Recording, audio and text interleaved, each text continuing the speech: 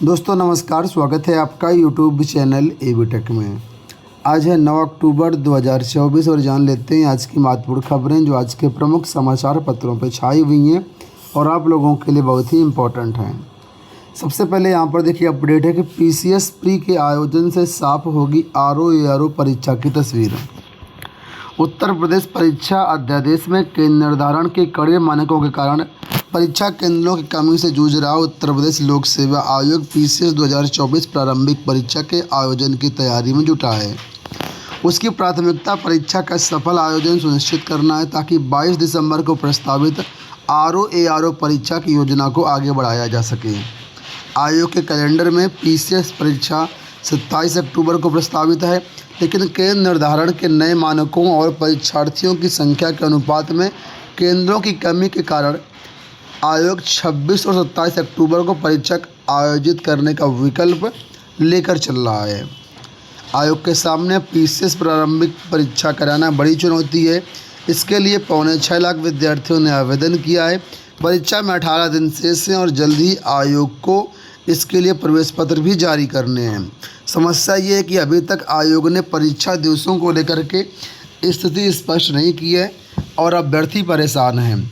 आयोग के सूत्रों का कहना है कि पीसीएस परीक्षा के सफल आयोजन के अनुभवों के आधार पर ही आरओ प्रारंभिक परीक्षा के आयोजन की तस्वीर सामने आएगी, क्योंकि इसमें पीसीएस के अपेक्षा करीब 2 गुना अभ्यर्थी परीक्षा देने वाले हैं आरओ में, और ये पेपर लीक के बाद दूसरी बार परीक्षा होगी तो बहुत ही महत्वपूर्ण जिम्मेदारी लोक सेवा आयोग को निभानी होगी। यहाँ पर भी देखिए अपडेट आई हुई है कि लिखित परीक्षा के साथ सीधी भर्तियों पर संकट। परीक्षाओं में पेपर लीक और कापियाँ बदले जाने जैसी घटनाओं के बाद यूपीपीएससी की भर्तियाँ प्रभावित हुई हैं। लिखित परीक्षा के माध्यम से होने वाली भर्तियों के साथ सीधी भर्तियाँ भी अटक गई हैं और आयोग को भर्तियाँ टालनी पड़ रही हैं।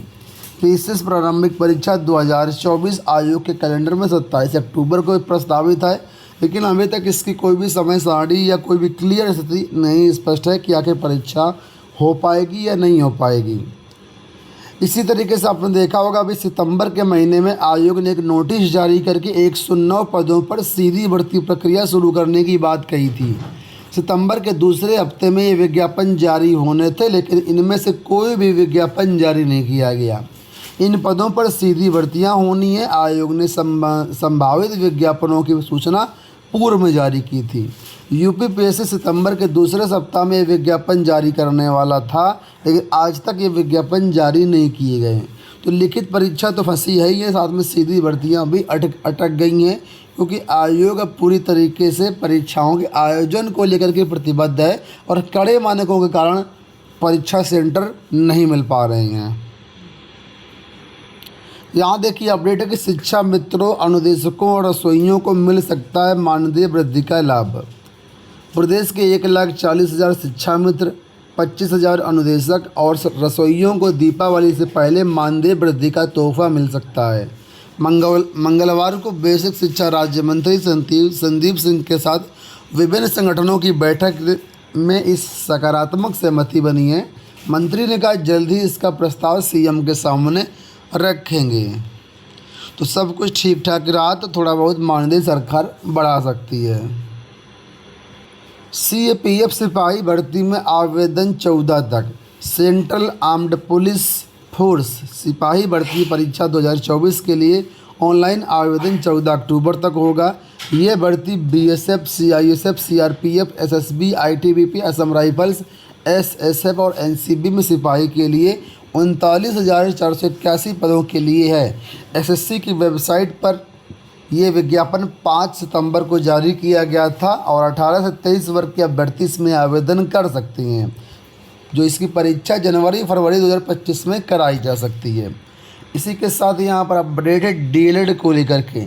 जो छात्र इस साल डीएलएड करना चाहते हैं उनके लिए अपडेट है कि आवेदन करने की लास्ट डेट आज तक ही है, यानी 9 तक आवेदन होगा। आवेदन करने के बाद 10 अक्टूबर तक शुल्क जमा करके 12 अक्टूबर तक आवेदन का प्रिंट लिया जा सकता है। 18 सितंबर से आवेदन शुरू किए गए थे और आज लास्ट डेट है। और जो भी अभ्यर्थी अभी तक फॉर्म नहीं भर पाए वो आज ज़रूर भर लें। हो सकता है आवेदन की डेट बढ़ा दी जाए, लेकिन अभी तक इसकी डेट नहीं बढ़ाई गई है। यहाँ देखिए अपडेट कि योगी सरकार इसी सप्ताह कर सकती है ऐलान, राज्यकर्मी दिवाली से पहले बोनस पाएंगे। केंद्रीय कर्मचारियों को दीपावली से पहले बोनस मिलने की घोषणा के बाद अब उत्तर प्रदेश सरकार भी अराजपत्रित कर्मचारियों को बोनस देने की तैयारी में है। बोनस दिए जाने से संबंधित पत्रावली वित्त विभाग तैयार कर चुका है।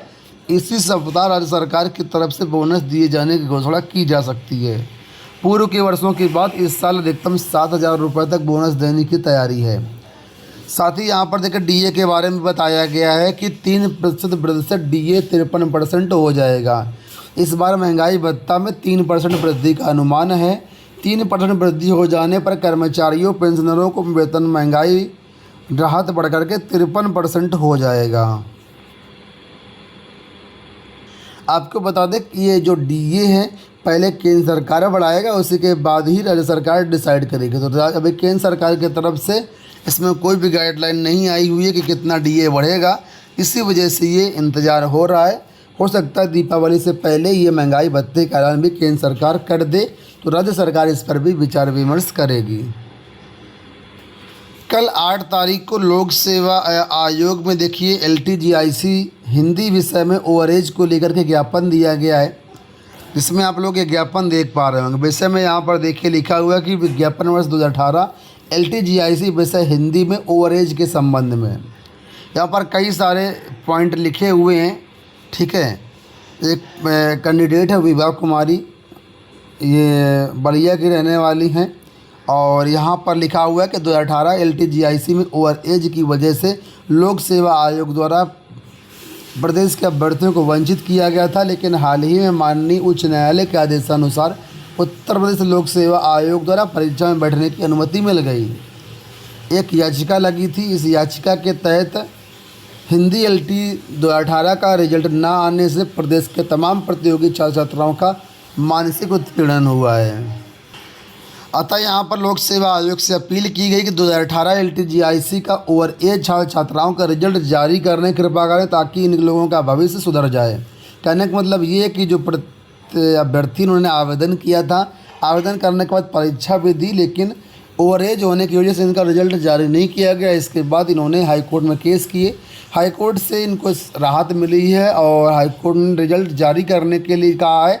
उसी के मद्देनज़र यहाँ पर ये जो आदेश है, मतलब ये जो ज्ञापन है लोक सेवा आयोग को दिया गया है। यहाँ पर देखिए ये जो ज्ञापन है आपके सामने है। दोस्तों ये होगा आज की सारी सूचनाएं। उम्मीद करेंगे वीडियो आपको पसंद आया होगा। इसी तरह के अपडेट्स के लिए आप लोग चैनल को सब्सक्राइब कर लीजिए। इस वीडियो में इतना ही, धन्यवाद।